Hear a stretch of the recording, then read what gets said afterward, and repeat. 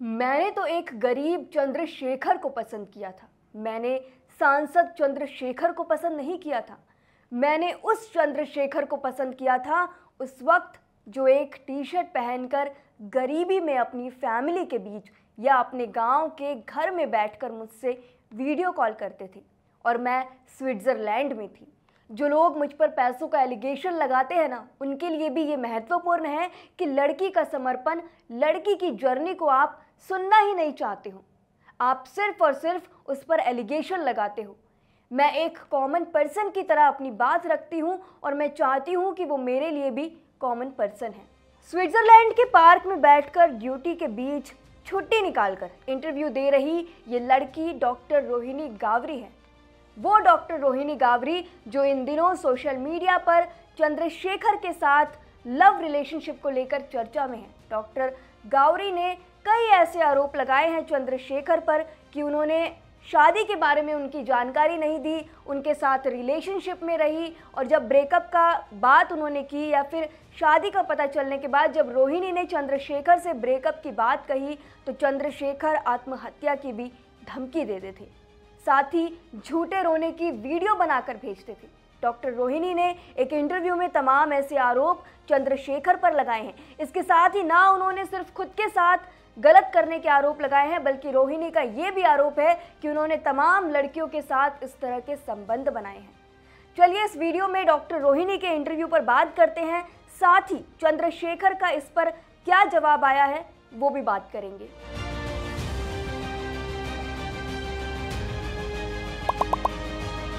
Doctor Rohini की पैदाइश इंदौर में एक सफाई कर्मी माता पिता के घर हुई। अपने टैलेंट के दम पर चमकने वाली रोहिणी को सरकार से 1 करोड़ की स्कॉलरशिप पीएचडी करने के लिए मिली।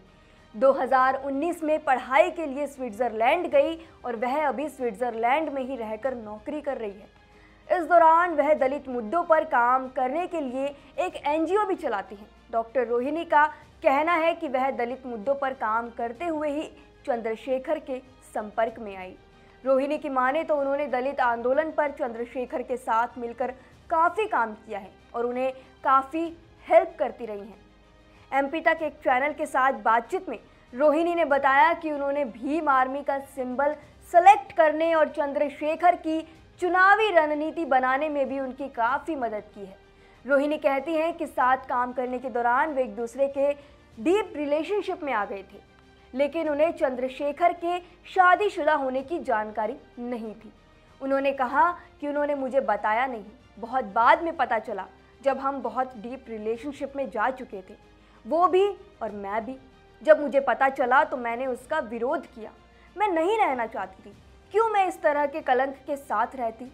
जब मैंने अपना वाइट पेपर इमेज रखी है, बचपन से मुझे करना होता तो मैं बीबीए के दौरान करती, फॉरेन ट्रेड किया उस समय करती, पीएचडी कर रही थी तो फॉरेनर्स के बीच रहकर इस डिसीजन को क्यों लेती। रोहिणी ने आगे कहा कि जब उन्हें चंद्रशेखर के शादीशुदा होने की बात पता चली तो वे ब्रेकअप करना चाहती थी, लेकिन तब चंद्रशेखर उन्हें मना कर रहे थे। रोहिणी के मुताबिक जब पता चला तो चंद्रशेखर उस समय बहुत टूट चुके थे। उन्होंने कहा था, अगर तुम इस रिश्ते को तोड़ती हो, छोड़ती हो, और उस समय की सिचुएशन सब जानते हैं, उनकी पार्टी के लोग जानते हैं कि वो कितने डिप्रेस्ड हो गए थे। जब मैंने उनको छोड़ने का फैसला किया, फिर रोना, धमकी देना, फिर मुझे मजबूरी हो जाती है प्रूफ, एविडेंस दिखाने की, क्योंकि लोग बात सुनना नहीं चाहते हैं। लोग सिर्फ राजनीति और नेता देख रहे हैं। रोहिणी का आरोप है कि उत्तर प्रदेश के नगीना से सांसद और भीम आर्मी के संस्थापक चंद्रशेखर आज़ाद ने उनका शोषण किया है। रोहिणी ने यह भी दावा किया है कि कई लड़कियां उनसे संपर्क कर रही थी। इन लड़कियों का भी दावा है कि चंद्रशेखर ने उनके साथ शोषण किया है। तो ये तो वो कहानी है जो रोहिणी के साइड से काफ़ी दिनों से सोशल मीडिया पर चल रही है। अब इस पर चंद्रशेखर आज़ाद का क्या बयान आया है वो भी जानिए। डॉक्टर रोहिणी गावरी के आरोपों पर सांसद चंद्रशेखर आज़ाद का जवाब आया है। उन्होंने कहा कि देखिए, ये महिला सम्मान का विषय है और मेरी माँ ने मुझे सिखाया है कि आपसे गलती से भी किसी महिला का अपमान ना हो।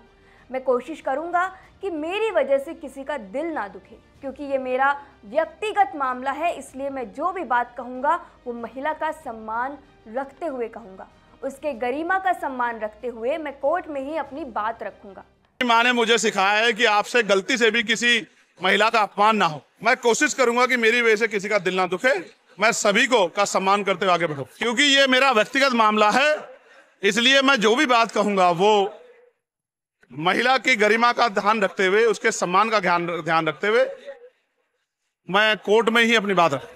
अब इस मसले पर जब रोहिणी से पूछा गया कि क्या उनके आरोपों पर चंद्रशेखर ने उनसे संपर्क करने की कोशिश की, क्योंकि आमतौर पर ऐसा होता है, नॉर्मल सी बात है, अगर कोई दो लोग रिलेशनशिप में रहे हो और सालों बाद अगर किसी की गर्लफ्रेंड रही हो, वो ओपनली उनके रिलेशनशिप की बात कर रही हो, तो ये जायज़ सी बात है कि बॉयफ्रेंड उससे कनेक्ट करने की कोशिश करेगा। इस केस में भी जब उनसे सवाल पूछा गया तो रोहिणी ने क्या जवाब दिया वो सुनिए।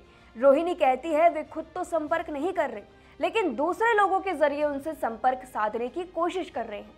रोहिणी कहती हैं चंद्रशेखर कुछ लोगों के जरिए मैसेज भेज रहे हैं और कह रहे हैं कि उसको बोलो कि इन चीज़ों से मेरा कुछ भी नहीं होगा, मेरा कोई कुछ बिगाड़ नहीं पाएगा, उसी का नुकसान होगा, उसका करियर बर्बाद हो जाएगा।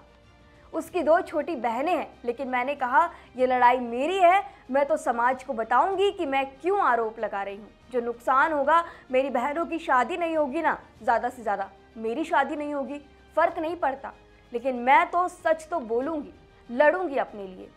आपको बता दें कि उनके रिश्ते की शुरुआत कैसे हुई। दरअसल चंद्रशेखर के साथ संबंधों की शुरुआत की कहानी बताते हुए रोहिणी कहती है, वो कहा जाता है ना कि अच्छाई के साथ बुराई भी हमारी ज़िंदगी में आ जाती है, ये ज़िंदगी का हिस्सा है।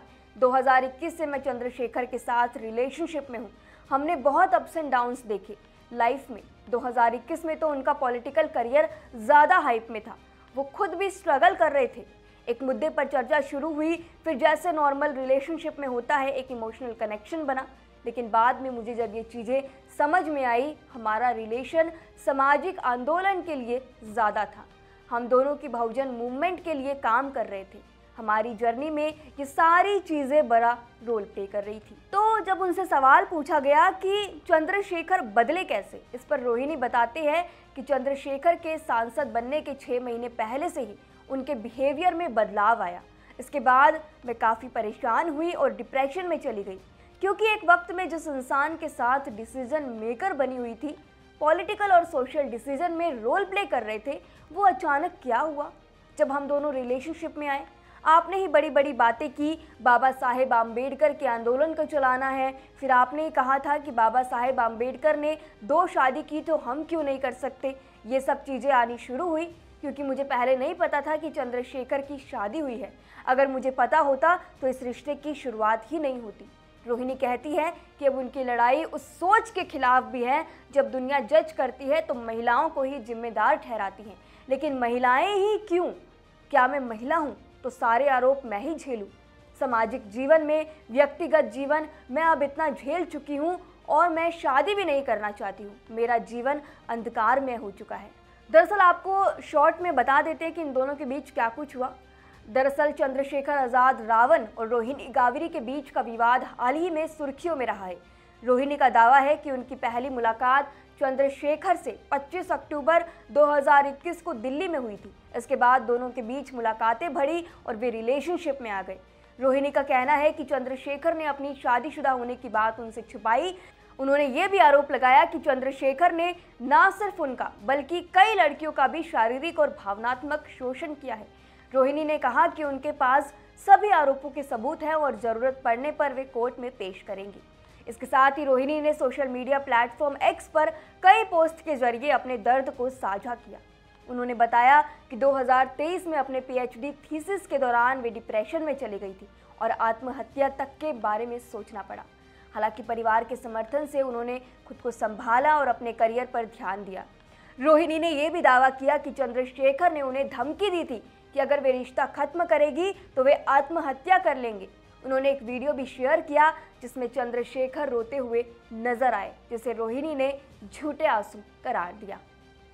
इसके जवाब में चंद्रशेखर ने इन आरोपों पर खुलकर कोई बयान नहीं दिया। कुछ मीडिया रिपोर्ट्स के अनुसार उन्होंने बात करने से इनकार भी कर दिया। दूसरी ओर कुछ पोस्ट में रोहिणी के चरित्र पर सवाल उठाए गए हैं, जिसमें दावा किया गया है कि उन्हें चंद्रशेखर की शादी के बारे में पहले से पता था। रोहिणी ने कानूनी कार्रवाई की बात कही है और अपने वकीलों के साथ एफआईआर दर्ज करवाने की प्रक्रिया शुरू करने का दावा किया है।